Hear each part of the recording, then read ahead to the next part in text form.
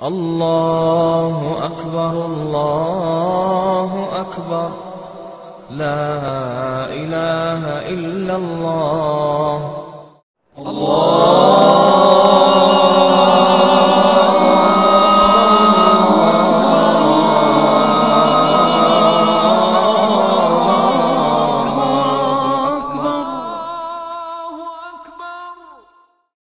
الحمدللہ والصلاة والسلام علی رسول اللہ اما بعد اعوذ باللہ السمیع العلیم من الشیطان الرجیم من حمزہ ونفخہ ونفثہ بسم اللہ الرحمن الرحیم یا ایھا الذین آمنوا اتقوا اللہ حق تقاتہ ولا تموتن الا وانتم مسلمون۔ اللہ تبارک و تعالیٰ نے ہم سب مسلمانوں سے اس چیز کا مطالبہ کیا ہے کہ اے ایمان والو، اللہ تعالیٰ سے ایسے ڈرو جیسے ڈرنے کا حق ہے۔ وَلَا تَمُوتُنَّ إِلَّا وَأَنْتُمْ مُسْلِمُونَ، اور اگر تمہیں موت آئے تو صرف اس حالت میں کہ تم مسلمان ہو۔ عزیز بھائیو، اللہ تعالیٰ نے اس آیت کے اندر جس چیز کا ہم مسلمانوں سے مطالبہ کیا ہے وہ ہے تقویٰ، اللہ کا ڈر، اللہ کا خوف۔ یہ اللہ کا ڈر اور اللہ کا خوف ہمیں ہر عبادت کے اندر ملتا ہے، ہر عبادت کے اندر، اور سب سے زیادہ ہمیں حج کے اندر ملے گا۔ جس عبادت کے ایام اس وقت گزر رہے ہیں اور سال میں صرف یہی چند دن ہوتے ہیں اس عبادت کے لیے، وہ حج کی عبادت ہے۔ اور چونکہ ہماری اس مجلس کے اندر مستقبل کے حاجی حضرات بھی موجود ہیں جنہوں نے حج کرنا ہے، تو اسی حوالے سے میں اپنی گفتگو کو کروں گا اور اپنی گفتگو کو آگے بڑھاؤں گا کہ حج کے اندر اللہ تبارک و تعالیٰ کا تقویٰ ہمیں کیسے حاصل ہوگا، اللہ کا ڈر ہمیں کیسے حاصل ہوتا ہے۔ یہ دوسرے لفظوں میں آپ کہہ سکتے ہیں کہ ایک حج ہماری تربیت کیسے کرتا ہے، وہ کون کون سے نکات ہیں، وہ کون کون سے پوائنٹ ہیں جس پر حج کے دوران ہماری عملی تربیت کی جاتی ہے۔ عزیز بھائیو، حجاج کرام احرام پہننے کے بعد سب سے پہلے جس چیز کا اقرار کرتا ہے وہ ہے اللہ تبارک و تعالیٰ کی توحید، جس کے متعلق آپ گفتگو سن رہے تھے۔ میں اس کی طرف صرف اشارہ کرتے ہوئے آگے چلوں گا کیونکہ میرے بعد جو سیکشن شروع ہوگا ویڈیو کا، اور مجھ سے پہلے جو گفتگو ہو رہی تھی وہ اسی موضوع کے متعلق ہے کہ اللہ کے ساتھ کوئی شریک نہیں ہے، اور مشرکین مکہ اس جز کے اندر، اس اقرار کے اندر تبدیلی کرتے ہوئے کیا کہا کرتے تھے؟ الا شریکا تملکہ وما ملک، اے اللہ وہ تو تیرا شریک ہو سکتا ہے جس کو تو اپنا شریک بنا لے۔ لیکن آج کا مسلمان تلبیہ بھی پڑھ رہا ہے اسی انداز سے، لبیک اللہم لبیک لبیک لا شریک لک لبیک ان الحمد والنعمت لک والملک لا شریک لک، اسی انداز سے پڑھ رہا ہے، لیکن اس کے ساتھ ساتھ غیر اللہ کو پکار بھی رہا ہے، اس کے نام کی نظر و نیاز بھی جا رہی ہے، جانور بھی ذبح ہو رہے ہیں، غیر اللہ کو پکارا بھی جا رہا ہے، ان سے اپنی مشکلوں کے حل کا مطالبہ بھی کیا جا رہا ہے، سب کام ہو رہے ہیں۔ یہ فرق ہے جو اس وقت کے مشرک میں اور آج کے مسلمان میں تھا، اس وقت کے مشرک میں اور آج کے مسلمان میں، کہ اس وقت کا مشرک اس تلبیہ کے معنی اور مفہوم کو سمجھتا تھا، اسی وجہ سے اس نے اپنے نظریات پر پڑتی ہوئی چوٹ کو دیکھتے ہوئے تلبیہ کے اندر تبدیلی کر دی، تلبیہ کے اندر تبدیلی کر دی۔ لیکن آج کے مسلمان کو اس بات کا شعور نہیں ہے کہ جو کام میں کر رہا ہوں تلبیہ اس کے مخالف ہے، لہٰذا اس کو پتہ ہی نہیں ہے کہ میں کیا کر رہا ہوں۔ سب سے پہلا سبق ہمیں عقیدہ توحید کا ملتا ہے، دوسرا سبق اور تیسرا سبق، یہ دو پوائنٹ ایسے ہیں جس پر میں اپنی گفتگو کو جاری رکھوں گا دوسرا پوائنٹ ہے رسول اللہ صلی اللہ علیہ وسلم کی اطاعت۔ اللہ تعالیٰ نے ہم مسلمانوں کو مساجد کی طرف آنے سے پہلے سورہ اعراف کے اندر حکم دیا ہے یا بنی آدم خذوا زینتکم عند کل مسجد، کہ اے بنی آدم جب مسجد کی طرف آنے لگو تو اچھا خوبصورت بہترین لباس پہن کر آؤ، بہترین لباس۔ یہ اللہ تبارک و تعالیٰ کا ہم سے مطالبہ ہے۔ ایک معاشرے کے اندر بہترین لباس دو چادروں کی شکل میں نہیں ہو سکتا، لیکن اس حج کے موقع پر نبی صلی اللہ علیہ وسلم نے ہمیں یہ کہا ہے کہ اگر کسی نے حدود کو کراس کرنا ہے، میقات کی حد کو کراس کرنا ہے تو ان دو چادروں میں کرنا ہے۔ کوئی یہ کہہ سکتا ہے کہ میں نے بیت اللہ کی طرف جانا ہے، اللہ کا وہ گھر جس سے بڑھ کر اس کائنات میں کوئی گھر نہیں، اس لیے میں اس گھر کی حاضری کے دوران ایسا لباس پہنوں گا جو کسی اور جگہ میں نے نہیں پہنا ہوگا، نیا زرق برق بہترین اعلیٰ اور انتہائی قیمتی قسم کا میں لباس پہن کر اس گھر میں حاضری دینا چاہتا ہوں۔ کیوں؟ اس گھر کا مقام جب اتنا بلند ہے تو میرے لباس بھی ایسا ہی ہونا چاہیے جو میری زندگی میں سب سے بلند ہو۔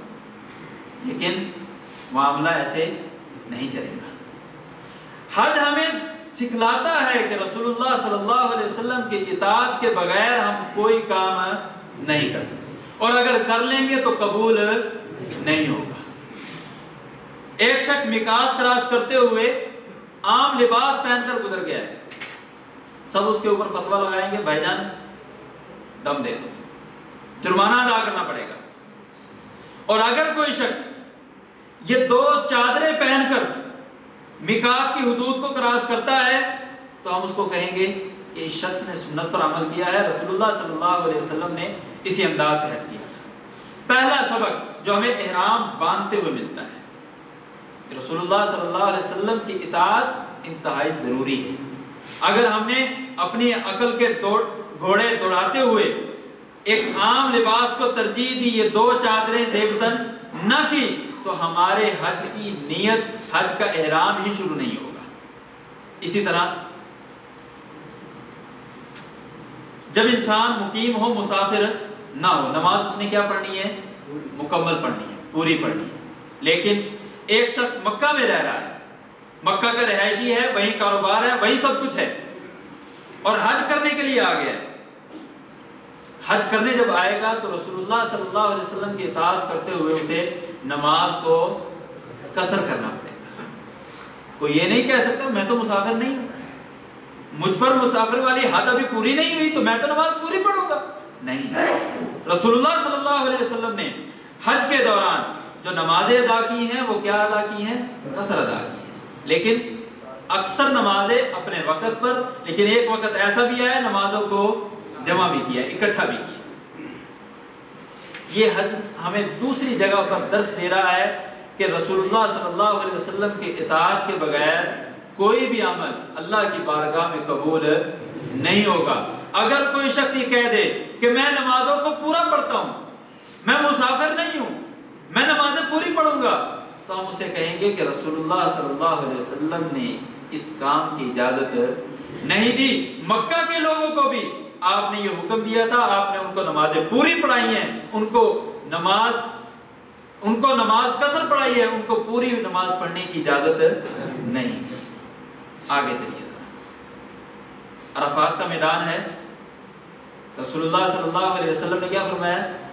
احادیث میں بھی موجود ہے، قرآن مجید کی آیت میں موجود ہے، ان الصلاۃ کانت علی المؤمنین کتابا موقوتا، کہ مسلمانوں پر جو نماز فرض ہے اس کے لیے ایک وقت مقرر ہے، اس سے ہم آگے پیچھے نہیں کر سکتے، اس سے ہم آگے پیچھے نہیں کر سکتے۔ لیکن جب ہم عرفات میں ہوں، ہم نے عصر کی نماز کو کب پڑھنا ہے؟ یہ پیچھے سے بتایا، وہ پیچھے سے عصر کی نماز کو کب پڑھنا ہے؟ وہ پیچھے والے بھائی نہیں بول رہے، ظہر کی نماز کے ساتھ، عصر کی نماز کو ظہر کی نماز کے ساتھ پڑھنا ہے۔ کیوں؟ یہ طریقہ رسول اللہ صلی اللہ علیہ وسلم کا ہے۔ اگر کوئی یہ کہے نا جی قرآن مجید کی آیت ہے ان الصلاۃ کانت علی المؤمنین کتابا موقوتا کہ نماز اس کو وقت پر پڑھا جائے گا، میں عصر کی نماز عصر کے وقت میں پڑھوں گا اور ظہر کی نماز ظہر کے وقت میں پڑھوں گا، ہم اسے کیا کہیں گے کہ رسول اللہ صلی اللہ علیہ وسلم کا یہ طریقہ نہیں تھا۔ بقیہ زندگی میں آپ کا طریقہ یہی ہے، بقیہ زندگی میں آپ کا طریقہ یہی ہے کہ عصر کو عصر کے وقت میں پڑھا جائے، ظہر کو ظہر کے وقت میں پڑھا جائے، دونوں نمازوں کو بلا وجہ جمع نہیں کر سکتے، اصل یہی ہے۔ لیکن یہاں اس وقت حج کے دوران دونوں نمازوں کو جو شخص جمع کرے گا اور قصر ادا کرے گا وہی شخص کیا ہوگا؟ متبع سنت ہوگا۔ اسی طرح یہی عرفات کا دن ہے، سورج غروب ہو گیا، ہم یہاں پر موجود ہیں عنیزہ کے اندر، مغرب کی اذان ہو گئی ہے، پہلا کام کیا ہوگا؟ نماز کی تیاری، پہلا کام نماز ہے، اس کے بعد کچھ اور کام ہوگا۔ لیکن کوئی شخص یہ کہہ دے کہ اذان ہو گئی ہے، میقات میں ہے، ہم مغرب کی نماز پڑھ کر چلتے ہیں، ہم کیا کہیں گے اسے؟ سنت نہیں ہے، تم متبع سنت نہیں ہو، اور متبع سنت اسی وقت بنو گے جب اذان سن کر یہاں مسجد سے باہر نکل جاؤ۔ اگر مسجد میں بھی ہو، مسجد نمرہ میں بھی ہو، اذان سننے کے بعد مزدلفہ کی طرف روانہ ہو چکے ہو، یہ سنت ہے۔ اور دوسری جگہ پر کیا حکم ہے؟ ابو ہریرہ رضی اللہ تعالیٰ عنہ فرماتے ہیں کہ من خرج من المسجد بعد الاذان فقد عصى ابا القاسم، جس شخص نے اذان سننے کے بعد اپنا قدم مسجد سے باہر رکھا اس نے ابو القاسم صلی اللہ علیہ وسلم کی نافرمانی کی۔ اور لیکن یہاں پر کیا ہے؟ مغرب کی اذان سننے کے بعد ہی نکلنا ہے، پہلے نہیں نکلنا۔ اگر پہلے نکلیں گے تو جرمانہ پڑے گا۔ واجب ہے یہ کام کہ ہم سورج غروب ہونے سے پہلے عرفات کی حدود سے باہر نہیں آ سکتے۔ سنت یہ حج ہمیں سبق دے رہا ہے کہ آپ نے کوئی بھی کام کرنا ہے تو کس کے مطابق؟ سنت کے مطابق۔ اگر سنت کے مطابق نہیں ہوگا تو بارگاہ الہی میں قابل قبول نہیں ہوگا۔ یہی نماز ظہر مغرب کی اذان ہو چکی ہے، ہم نماز چھوڑ کر مزدلفہ کی طرف روانہ ہو چکے ہیں۔ رستے میں نماز کا اگر ٹائم، رستے میں اگر عشاء کا وقت ہو گیا ہے تو نماز پڑھنی ہے۔ رسول اللہ صلی اللہ علیہ وسلم نے مزدلفہ میں جا کر پڑھی ہے، مزدلفہ میں جا کر پڑھی ہے۔ آپ بھی ظہر مغرب کی اذان ہونے کے بعد عرفات سے نکلے ہیں، مزدلفہ جا کر مغرب اور عشاء کی نماز کو اکٹھا پڑھیں گے تاخیر کے ساتھ۔ عصر کی نماز وقت سے پہلے پڑھی ہے اور مغرب کی نماز وقت گزرنے کے بعد پڑھنی ہے۔ جو اس طریقے پر عمل کرے گا وہی متبع سنت ہوگا، وہی کیا ہوگا؟ متبع سنت ہوگا۔ یہ آج کی رات ہے، مزدلفہ کی رات۔ کوئی شخص یہ کہہ دے کہ میں آج کی رات لمبا قیام کرنا چاہتا ہوں، ہم اس کو پیار سے کہیں گے بھائی یہ تمہارے جذباتی فیصلے ہیں، تمہارے جذباتی فیصلے ہیں۔ اگر رسول اللہ صلی اللہ علیہ وسلم کی سنت پر عمل کرنا چاہتے ہو تو آج کی رات قیام کرنا ہے یا سونا ہے؟ آج کی رات سونا ہے۔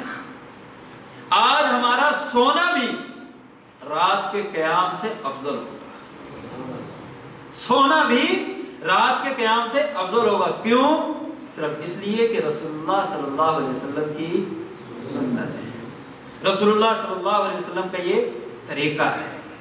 اور اگر کوئی شخص آپ صلی اللہ علیہ وسلم کے سنت طریقے سے ہٹ کر دائیں بائیں نکلنے کی کوشش کرے گا، ہو سکتا ہے اس کا عمل بھی ضائع ہو سکتا ہے۔ اللہ تعالیٰ ہم سب کو محفوظ فرمائے۔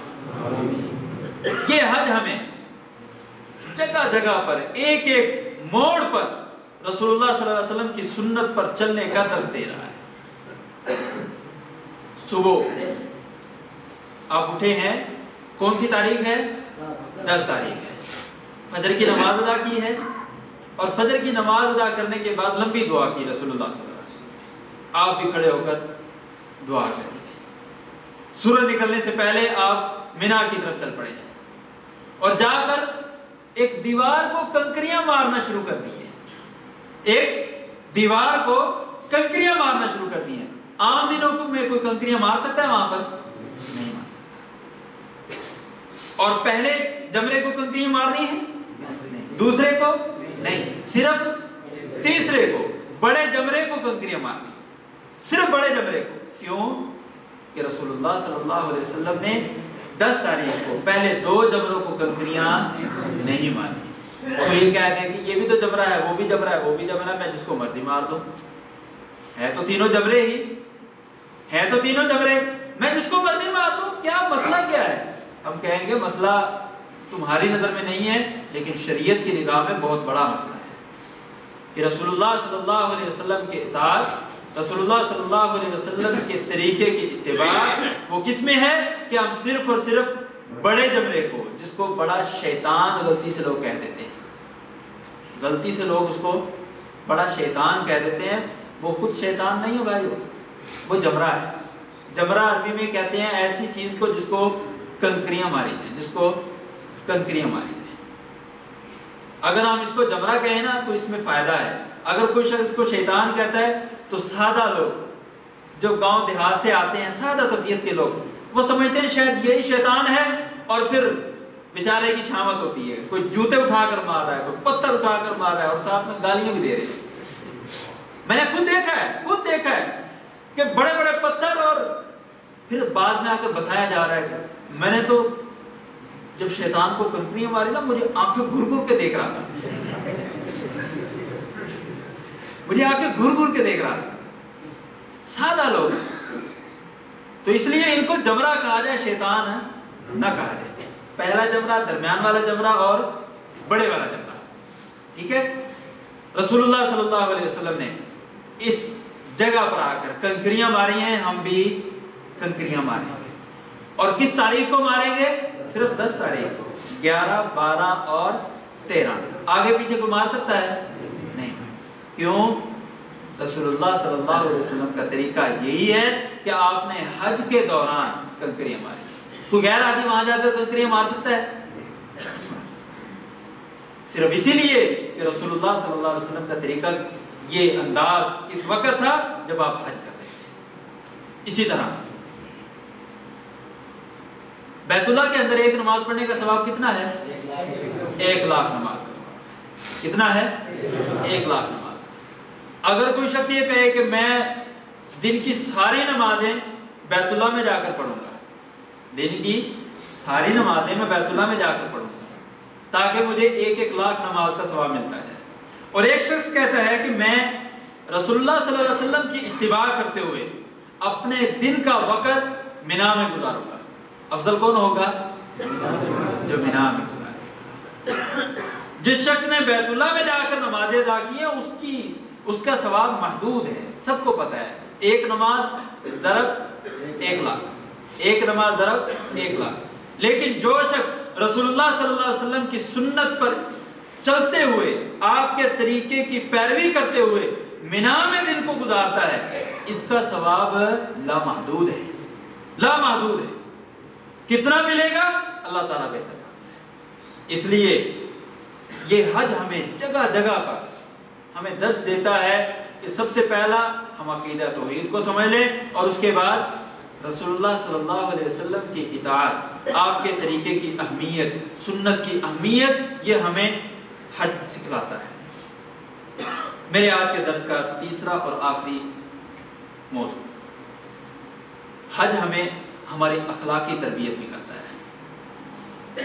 اور کوئی بھی عبادت ایسی نہیں ہے جو ہماری اخلاقی تربیت نہ کرے. کوئی بھی عبادت، شریعت نے ہمیں کسی بھی عبادت کا حکم دیا ہے، اس کے اندر اخلاقی اقدار، اخلاقی تربیت ہمارے لیے موجود ہے. میں کسی سے بات کروں، آپ میں سے کوئی شخص آئے بڑے پیار محبت کے ساتھ سوال پوچھے حج کے متعلق، اور میرے منہ سے اسمیل آ رہی ہو، کیا بنے گا؟ اور اگر میں نے مسواک کی ہو، منہ سے اسمیل نہ آئے تو کیا ہوگا؟ گفتگو کرنے کا مزہ آئے گا، آپ کا بھی دل چاہے گا یا 2-4 منٹ اور بیٹھ لیا جائے. اور اگر اسمیل آتی ہوگی، پہلی بات اچھا بھائی ٹھیک ہے مجھے ذرا کام ہے میں آتا ہوں. ہر شریعت کے ہر حکم کے اندر ہمارے لیے اخلاقی تربیت ہے. مسواک ہے، حتیٰ کہ وضو کے اندر بھی، وضو کرتے ہوئے بھی ہمارے لیے اخلاقی تربیت ہے. ایک دن میں جو شخص 5 بار وضو کرے گا صاف ستھرا رہے گا، اپنے کپڑوں کی صفائی رکھے گا، خود صاف ستھرا رہے گا. یہ اخلاقیات میں شامل ہے یا نہیں؟ آپ کسی کے پاس جائیں، آپ کو بالکل صاف ستھرا چہرہ آپ کا، چمک دمک اس پر نظر آئے، سب چاہیں گے یار بھائی کے ساتھ ذرا 2 منٹ بیٹھ لیں. اور اگر دھول مٹی سے ہٹا ہوا ہو، پسینے کی بو آ رہی ہو، تو 1 منٹ بھی کوئی شخص کسی کے ساتھ بیٹھنے کے لیے تیار نہیں ہوگا. حج بھی ہماری اخلاقی تربیت کرتا ہے. اور حقیقت یہ ہے کہ بھائیو ہم تربیت لے بھی لیتے ہیں لیکن درمیان میں چھوڑ کر آ جاتے ہیں. تربیت، اخلاقی تربیت ہم لے لیتے ہیں لیکن اسے وہیں چھوڑ کر آ جاتے ہیں، اس کو اپنے ساتھ اپنی زندگی کے لیے ذات راہ نہیں بناتے. کیسے؟ میں آپ کو مثال دیتا ہوں، آپ خود میری تصدیق کریں گے. اللہ تعالیٰ آپ کو اپنے گھر کا بار بار حج کرنے کی توفیق عنایت فرمائے. آپ جب وہاں پر جاتے ہیں، احرام کی حالت میں ہیں، چلتے ہوئے، آمدن نہیں، جان بوجھ کر نہیں، چلتے ہوئے کسی کو پاؤں لگ گیا، اس کی کمر پر، اس کے ہاتھ پر، اس کے پاؤں قدم پر ٹھڈا لگا، کیا ہے؟ آپ گزر جاتے ہیں ایسے ہی؟ کیا کرتے ہیں؟ صرف معذرت نہیں، اس سے پہلے کچھ چیزیں ہیں، اس سے پہلے کچھ چیزیں ہیں وہ آپ کرتے ہیں لاشعوری میں، اور ایسے انداز سے کرتے ہیں کہ واللہ اگر یہ چیزیں، یہ لاشعوری میں ہونے والے کام ہم اپنے معاشرے کے اندر زندہ کر دیں تو کسی بھی عدالت کی ہمیں ضرورت نہیں پڑے گی، نہ وکیلوں کی ہمیں ضرورت ہوگی، نہ کسی قسم کے شرطے کی، پولیس کی، کوئی انسانی حقوق، کسی کی ضرورت نہیں ہوگی. یہ جو کام ہم لاشعوری میں کرتے ہیں ہمیں احساس بالکل نہیں ہوتا ہم کیا کر رہے ہیں. اگر ہم اس لاشعوری کو شعور دے دیں اپنی زندگی کے اندر، میں علی وجہ بصیرت کہہ سکتا ہوں، کسی عدالت کی، کسی وکیل کی، کسی پولیس اسٹیشن کی، کسی چیز کی ہمیں ضرورت نہیں ہے. ہوتا کیا ہے؟ آپ گزرے ہیں، ایک شخص کی ٹانگ پر آپ کا پاؤں آ گیا، آپ وہیں پر پاؤں آپ نے پورا نہیں دبایا، پاؤں کو جیسے محسوس ہوا کہ نیچے کسی شخص کا قدم ہے، پاؤں ہے، ٹانگ ہے، وزن وہیں پر روک لیا، اس کا پورا نہیں ڈالا. ایسے ہوتا ہے نا. اس کے بعد آپ اس کو دیکھتے ہیں کون ہے. شخص کا رنگ کالا ہے، نہ وہ میرے ملک سے ہے، نہ وہ میری نسل سے ہے، نہ وہ میری زبان جانتا ہے. ہمارے اندر کمیونیکیشن کا، تواصل کا، رابطے کا کوئی ذریعہ نہیں ہے، لیکن اس کے باوجود بھی میں ان کے پاس جاتا ہوں، جھک کر اس کے پاس جا کر اس کا ہاتھ پکڑتا ہوں، کندھے پر ہاتھ رکھتا ہوں. کیوں؟ مجھے پتا ہے میں اس کی زبان نہیں جانتا، نہ یہ میری زبان جانتا ہے، نہ یہ میرے ملک کا ہے، نہ میں اس کے ملک کا ہوں، نہ یہ میری نسل کا ہے، نہ میں اس کی نسل کا ہوں. ہمارے درمیان ہزاروں کلومیٹر کا فاصلہ ہے، لیکن اس کے باوجود ہماری عقل کام کرتی ہے اور ہمیں ترغیب دلاتی ہے کہ جو بات تم زبان سے نہیں بتا سکتے، زبان سے نہیں پہنچا سکتے، وہ اشارے سے پہنچا دو. کس سے پہنچا دو؟ اشارے سے پہنچا دو. کندھے پر ہاتھ رکھ کر ایسے انداز سے ہم ہلائیں گے اس کے کندھے کو، وہ سمجھ جائے گا کہ بندہ کیا کہا ہے، سمجھ جائے گا. آپ اسے سمجھا دیں گے. کوئی بھی شخص آپ کے ہاتھ رکھنے پر یہ نہیں کہے گا کہ شاید آپ اس سے چندہ مانگ رہے ہیں، نہیں سمجھے گا. کوئی آپ سے یہ نہیں سمجھے گا کہ آپ نے کندھے پر ہاتھ رکھا ہے، آپ اس کو یہ آپ سے کھانا مانگ رہے ہیں، نہیں. وہ یہ سمجھ جائے گا کہ آپ کا انداز جو ہے، جو آپ کی باڈی لینگویج ہے، جو آپ کے جسم جس انداز سے اس کی طرف لپکا ہے، آپ کی آنکھوں کا انداز، آپ کے ہاتھ کو حرکت دینے کا انداز، اس کے کندھے پر ہاتھ رکھنے کا انداز، یہ ساری چیزیں اس کو سمجھا دیتی ہیں کہ میں آپ سے معذرت کر رہا ہوں، میں آپ سے معذرت کر رہا ہوں. اور پھر اس شخص کا بھی دیکھیے دل کتنا بڑا ہے، وہ بھی کہتا ہے بات جو تم نے سمجھا لی تھی میں نے سمجھ لی، اور اب اس کا رپلائی بھی لے جاؤ، جواب بھی لیتے جاؤ، ایسے مت جاؤ، جواب بھی لیتے جاؤ. ہم جواب لیتے ہیں کہ نہیں؟ بالکل. ہم مطمئن ہو جاتے ہیں کہ بھائی نے مجھے معاف کر دیا ہے، معاف کر دیا ہے، پھر ہم اس کی جان چھوڑتے ہیں، ورنہ ہم بھی جان چھوڑنے والے نہیں ہیں. بھائی یہ جو اخلاق ہے، آپ کو کسی نے کہا ہے کہ اگر کسی کو ٹھڈا لگے تو آپ نے ایسے کرنا ہے؟ کہا ہے آپ کو کسی نے؟ یا سکھایا ہو کسی نے؟ یا آپ خود فطری طور پر آپ کے اندر یہ جذبات پیدا ہوتے ہیں کہ بھائی کوئی مسلمان کو تکلیف ہوئی ہے مجھ سے، اگرچہ غلطی سے کے ساتھ نہیں ہوئی، جان بوجھ کر نہیں ہوئی، جان بوجھ کر نہیں ہوئی ہے، مجھے پتہ نہیں چلا، اس کے باوجود آپ کو نہ کسی نے کہا ہے، نہ کسی نے بتلایا ہے، نہ آپ کو کسی نے ترغیب دی ہے، لیکن آپ کی فطرت، آپ کے اندر سے آپ کا ضمیر آپ کو اس بات پر ابھارتا ہے کہ بھائی یہاں اگر آئے ہو تو آپ نے معافی لے کر یہاں سے جانا ہے۔ بھائیو یہ وہ اخلاقی تربیت ہے جو ہم وہاں چھوڑ کر آ جاتے ہیں، اپنے ساتھ نہیں رکھتے، اپنے ساتھ نہیں رکھتے۔ ایک ہی صف کے اندر سب کے سب لوگ کھڑے ہیں، کالا بھی، گورا بھی، سفید بھی، ایک ہی لباس کے اندر، امیر بھی، غریب بھی، چھوٹا بھی، بڑا بھی، وزیر بھی، مشیر بھی، صدر بھی، سب کے سب ایک صف میں، ایک لباس میں، ایک انداز میں، ایک ہی مقصد، ایک ہی ہدف، سب ایک ہی میدان میں۔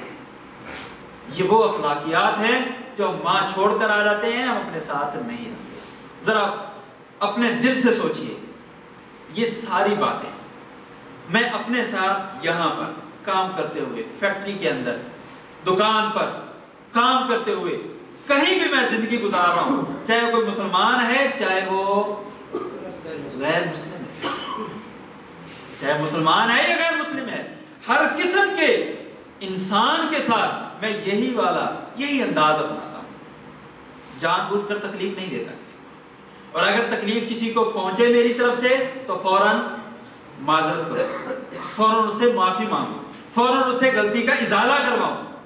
بتائیے میں کسی کی زمین ہڑپ کروں گا؟ کسی کی زمین پر قبضہ کروں گا؟ اپنی بہنوں کو جائیداد سے محروم رکھوں گا؟ اپنے بھائی کا مال میں کھاؤں گا؟ کبھی نہیں۔ اور جب یہ سارے کے سارے معاملات نہیں ہوں گے تو کیا کسی عدالت کی ضرورت ہے؟ وکیلوں کی ضرورت ہے؟ پولیس کی، انویسٹیگیشن کی، تفتیشی مراکز کی، ہے کسی چیز کی ضرورت؟ یہی حقیقت میں اسلام ہے، حقیقت میں یہ اسلام ہے۔ اور اس اسلامی کلچر کی، اسلامی ثقافت کی حقیقی روح اور حقیقی تصویر صحابہ کرام نے اپنے زمانے میں پیش کر کے دکھائی، اور یہی وجہ تھی کہ لوگ دعوت کی بجائے، گفتگو سننے کی بجائے عمل دیکھ کر مسلمان ہوا کرتے تھے، عمل دیکھ کر۔ جتنے حجاج کرام بیت اللہ کی طرف رخ کرتے ہیں پوری دنیا سے، چاہے وہ مسلم ممالک ہیں یا غیر مسلم ممالک، یہ سارے کے سارے مسلمان اپنے علاقوں میں جا کر انہی اخلاقیات پر قائم رہے۔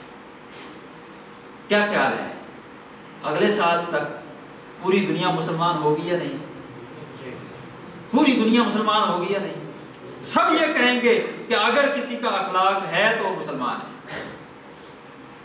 یہ شعار ہوگا، یہ سلوگن ہوگا، یہ لوگوں کی زبان پر جملہ ہوگا کہ اگر کسی کا اچھا اخلاق ہے تو وہ مسلمان ہے۔ اللہ تبارک تعالیٰ سے دعا ہے کہ اللہ تعالیٰ ہمیں اپنے اخلاق کو اچھا کرنے کی توفیق عطا فرمائے۔ وآخر دعوانا الحمدللہ۔ ایک سوال ہے، ابھی آپ نے تلبیہ کے بارے میں کہا، بڑا وضاحت کے ساتھ بتا دیجیے کہ یہ تلبیہ جو کہتے ہیں اس کا مطلب میرا کیا ہے؟ ٹھیک ہے، بھائی کا بہت اچھا سوال ہے۔ بھائی کہہ رہے ہیں کہ جو ہم تلبیہ کہتے ہیں احرام باندھنے کے بعد، اس کا ترجمہ، اس کا معنی اور مفہوم کیا ہے؟ سب بھائی میرے ساتھ ساتھ ترجمہ کریں گے، بڑا آسان ہے۔ اس میں اکثر الفاظ، تلبیہ کے اکثر الفاظ ہم اردو میں استعمال کرتے ہیں۔ اسکول میں حاضری جب لگتی تھی تو ماسٹر صاحب جب نام لیتے تھے کیا کہتے تھے؟ لبیک۔ کیا کہتے تھے؟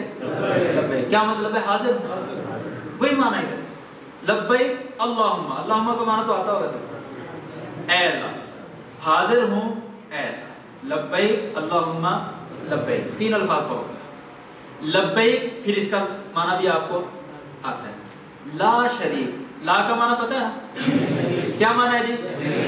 یہ پیچھے سے، یہ جو بھائی پانی پی رہے ہیں، ہاں جی، کیا معنی ہے جی؟ نہیں۔ شریک، شراکت، شریک، شریکہ، عام لفظ استعمال، شریکی لفظ اردو میں استعمال ہوتا ہے۔ لا شریک لک، لبیک اللہم لبیک، اے اللہ میں حاضر ہوں لبیک لا شریک لک لبیک، اے اللہ میں حاضر ہوں، لا شریک، تیرا کوئی شریک نہیں، لبیک، اے اللہ میں حاضر ہوں۔ کوئی ایسا لفظ آیا جو آپ جس کا ترجمہ نہ آتا ہو آپ کو؟ کوئی شخص یہ ہاتھ کھڑا کرے کہ ان 4-5 الفاظ میں سے جس لفظ کا اسے ترجمہ نہ آتا ہو پہلے سے، میرے بتانے سے پہلے، سب کو آتا ہے۔ یہ الفاظ ایسے ہیں جو ہم عام اردو میں استعمال کرتے ہیں، لبیک اللہم لبیک، لبیک لا شریک لک لبیک۔ آگے ان الحمد، یہ جو لفظ انا ہے نا، انا جہاں کہیں بھی آئے گا، چاہے قرآن مجید میں ہو، حدیث میں ہو، کہیں بھی ہو، عام گفتگو کے اندر ہو، اس کا معنی ہوتا ہے بے شک، یقینی بات ہے، بے شک یقینی بات ہے۔ ان الحمد، حمد کا کیا معنی ہے؟ تعریف ہے، حمد شریف، حمد و نعت عام اردو میں استعمال کرتے ہیں، حمد اللہ تعالیٰ کی تعریف۔ ان الحمد، یقیناً ساری کی ساری تعریف ہے، والنعمت، نعمت، نعمت جانتے ہو کسی کو؟ نعمت، ساری کی ساری نعمتیں، ساری کی ساری تعریفیں، ساری کی ساری نعمتیں کس کی طرف سے ہیں؟ تیری طرف سے۔ ان الحمد والنعمت لک والملک، یہ جو لفظ لک ہے پہلے گزر چکا ہے، تیرا، اس کا مطلب کیا ہے؟ تیرا۔ لک والملک، اے اللہ ساری کی ساری نعمتیں اور ساری کی ساری تعریفیں کس کی ہیں؟ تیری۔ والملک، اور بادشاہی بھی کس کی ہے؟ ملک کا جو لفظ ہے اردو میں بھی استعمال ہے، اور اسی یہ بادشاہت کے معنی میں خلافت و ملوکیت لفظ آتا ہے نا اردو کے اندر، وہی لفظ ہے، ملک، بادشاہت۔ لا شریک لک، اے اللہ ساری نعمتیں تیری ہیں، ساری کی ساری تعریفوں کا مستحق کون ہے؟ تو ہے۔ والملک، اور بادشاہی بھی تیری ہے۔ آگے آخر میں پھر کیا ہے؟ لا شریک لک، تیری اس بادشاہی کے اندر تیرا کوئی بھی شریک نہیں ہے۔ کسی بھائی کو ترجمہ سمجھ میں نہ آیا ہو، ہاتھ کھڑا کرے، میں دوبارہ سمجھاؤں گا، میں دوبارہ سمجھاؤں گا، دوبارہ سے۔ لبیک، ترجمہ بتائیں آپ۔ حاضر، اللہم لبیک، ان الحمد،